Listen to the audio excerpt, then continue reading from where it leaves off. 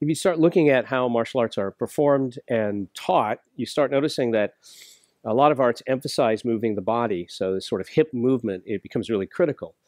And there's a couple different versions of this, and I want to cover them.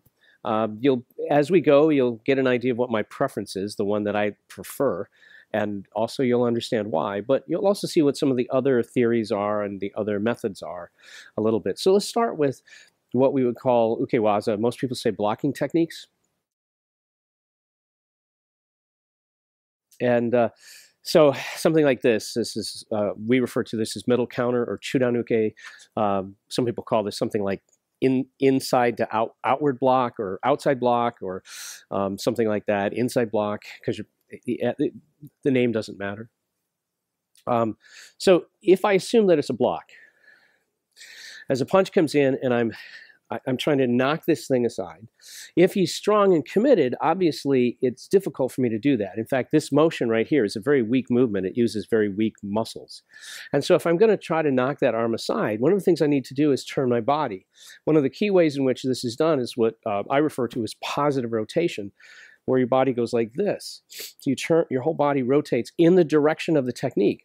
So I come here, and as a punch comes, I have to wind up, and then I have to rotate this way to create the block. And I can hit pretty hard then, even though mechanically that's a terrible action relative to my shoulder.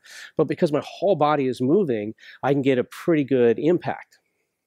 Of course, here's the problem with that before I can execute that block, I have to wind up this way. And that's a lot of time for him to hit me before I get to turn back and go, oh, I blocked your punch. So if I'm going to use that positive rotation, what I'm probably going to do, what I'm actually going to do, is I'm going to treat it here, that this part is we'll call it the first block. And then he throws the second punch because he's probably going to, and that's the second part. So that this motion 1, 2 is not actually a motion designed for one punch, but it's designed for 2 punches. Except that's not what I think it is. And I'll show you why. So as this comes in, I go here, 1, and then he goes to throw the second punch, boom. But you'll notice that my hand has to pass his face on the way. So if that's the case, shouldn't I just go here and then hit him in the face?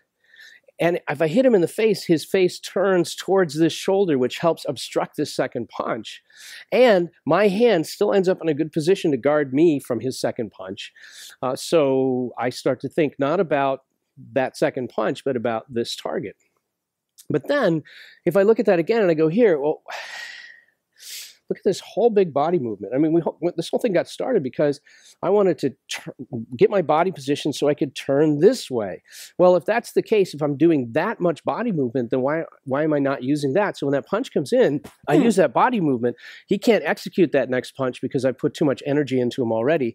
And then there's the follow-up shot. This motion right here, so we refer to this as positive rotation. This is, for me, one of the 2 fundamental ways of moving the body, and this is used all the time. This is in Ryukyu Kempo. When I teach Ryukyu Kempo, I actually teach each movement in 2 versions. So I teach this version of it, and then the second version, which we call splitting. This is a very common feature of Tai Chi Chuan. So when teaching Tai Chi Chuan, a lot of the movements in Tai Chi Chuan have this movement characteristic where the whole body moves as sort of a unit in the direction of the technique. Many styles, however, are not thinking about this thing coming. They're actually thinking about the follow-up punch, block, and then I'm going to punch, counter. I'm concentrating on the counter. That means that my body movement now is designed to set up the position, the desirable position for the punch. So what that means is as I go to execute the block, I actually want to turn my body away because now, see how I'm wound up? This allows me to drive a powerful punch out. So styles that do that are now faced with a kind of problem, and that problem is that I don't really have a lot of strength here because my body is turning in the opposite direction that my hand is moving in anticipation of the punch, because that's going to be the heavy shot. But this now is weak. So they'll make things like, well, move out of the way, and you connect with the wrist because that's the weakest part of the arm, so now it doesn't take as much force, blah, blah, blah. But some styles who don't step back as far but still want to create that kind of energy, what they'll do is this. I'm going to knock this thing away. My body's turning away from it, but right at the last minute, I turn into it. So there's this rotation back. So you get...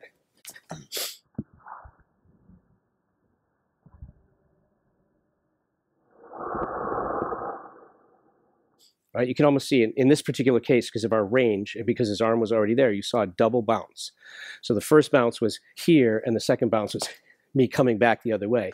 Now, if he's throwing that as a punch, you see how, boom, my body turns back into it at the last moment.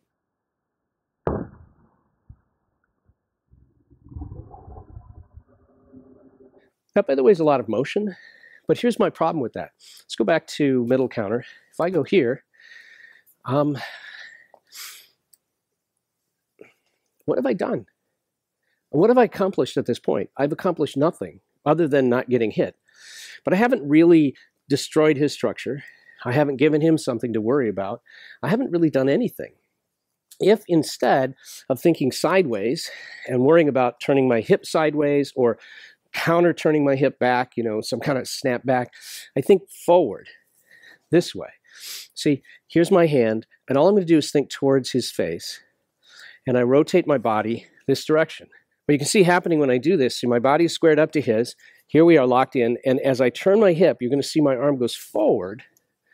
Do you see how that wedges across him, breaks down his structure, and gives him something he has to worry about? So what that means is, from the perspective of doing hip motion, the hip motion I want is not something that's thinking this direction, but rather something that's thinking that direction, towards him.